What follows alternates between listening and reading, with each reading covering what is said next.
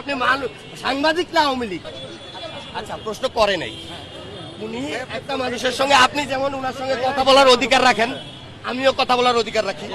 এখন আমার সঙ্গে উনি কথা বলার পর উনি যদি চলে যায়, সেটা কি আমার দোষ?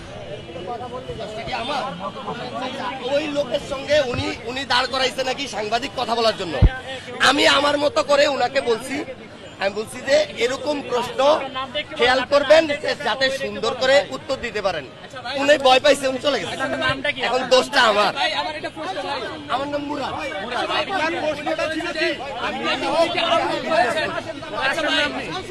আমার একটা প্রশ্ন,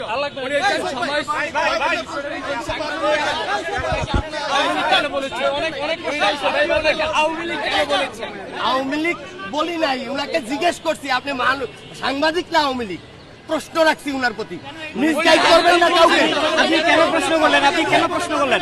ওই যে আচরণের মধ্যে ফ্যাসিজম ছিল, আমাকে পুরুষ মানুষরা মহিলা মানুষ এসে ধাক্কা দেয়, তখন আমি কি বলবো? তাকে কি বলা উচিত বলেন?